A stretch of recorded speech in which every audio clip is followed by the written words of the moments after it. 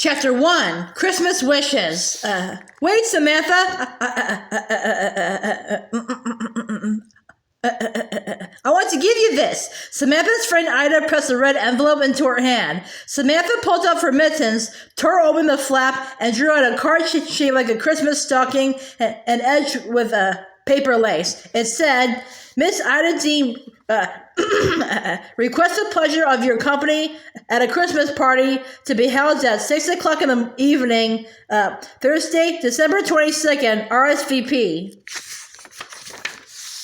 Ooh, Ida, Samantha squealed. Her breath made little clouds in the chilly December air.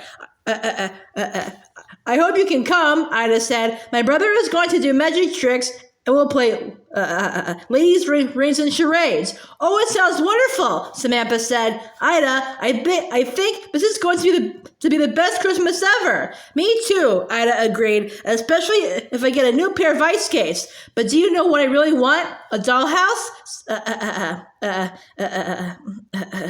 Samantha guessed. No. A sled? No. Stereoscope?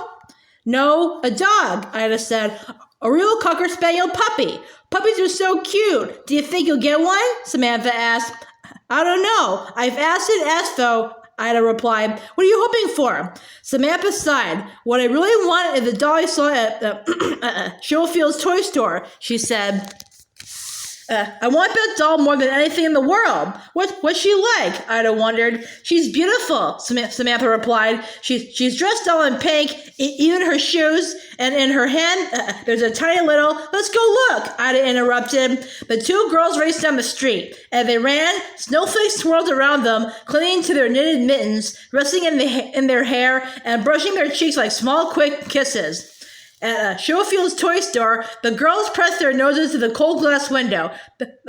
There she is. There she is, Samantha breathed. She pointed to a group of dolls that seemed to be dancing. They twirled around a taller doll who wore a lacy pink dress, pink pantalettes, and pink slippers. The doll held a tiny wooden soldier that looks just like the Nutcracker in the ballet. I love the Nutcracker doll, Samantha said. Well, do you think your grandmother will give it to you? Ida asked. No, Samantha answered slowly, looking down at her wet black boots. I don't think so. I haven't asked her.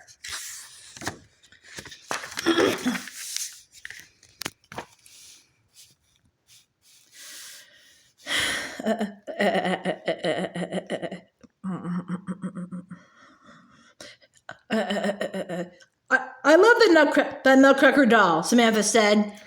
You haven't asked? Ida was puzzled. Why not? I just can't. What do you mean you can't? Ida's voice rose. Why can't you?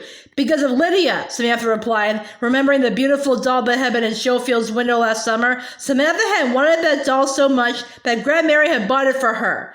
You mean because you gave Lydia away? Ida asked. Samantha nodded. I would never, ever give a doll away, especially a doll my grandmother had given to me, Ida declared. But I gave Lydia to my friend Nellie. She had never owned a doll in her life, not ever. Oh. Ida paused. Then she added, well, now you don't have a doll, so why don't you ask your grandmother for this one? Samantha took one last look at the doll in the window, then shook her head. I just don't think Grand Mary would buy me another doll so soon. She would probably think it was a terrible extravagance. But you should ask her anyway, Ida insisted as they walked toward Chestnut Street. After all, the worst she can say is no. Maybe I could ask her, Samantha said, more to herself than to Ida. They reached the corner, and Ida raced off into the snowflakes. Goodbye, Samantha, she called. See you tomorrow, Samantha shouted back. She dodged a coal wagon, but then ran up Chestnut Street to Grand Mary's house. Samantha let herself in the big front door and was immediately welcomed by the sweet, warm smell of just-baked sugar cookies. She followed the delicious scent into the kitchen. There was Mrs. Hawkins, the cook, stirring a pitcher of hot cocoa. Heavens, child, you're a sorry sight. Come, take off those cold, wet things. Mrs. Hawkins helped Samantha out of her wet coat and snow-caked boots, then sat her by the warm oven. There, that's better, Mrs. Hawkins cooed, bringing Samantha the plate of sugar cookies.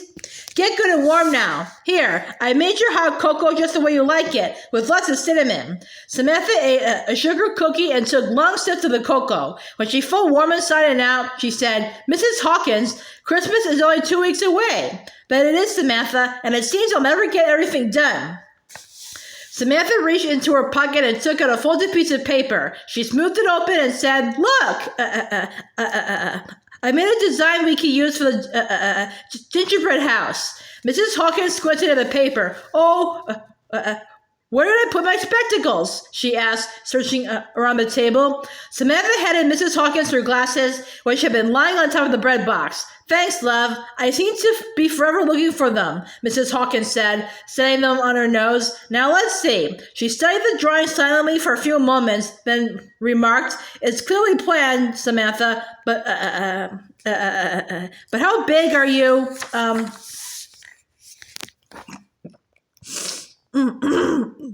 expecting this gingerbread house to be? About 2 feet across and 2 feet high? 2 feet high? And you're sure this isn't a gingerbread train station? Mrs. Hawkins teased. It is rather big, Samantha admitted, but it's got to hold up a lot of things. We'll use taffy sticks for pillars and caramel squares for the doors. Cinnamon drops make the best chimney bricks, and for the drawbridge, we can use licorice ropes. My, Mrs. Hawkins said, it certainly sounds fancy, but we can do it. I know we can. Don't you think so, Mrs. Hawkins? Samantha asked. Mrs. Hawkins looked over the drawing again. Yes, Samantha, I do believe that with a lot of ingredients and quite a bit of time and just a pinch of luck, we can make this house. Oh, I knew you'd say yes, Mrs. Hawkins. Thank you so much, Samantha cried, jumping up and giving her a hug. Let's do it Saturday.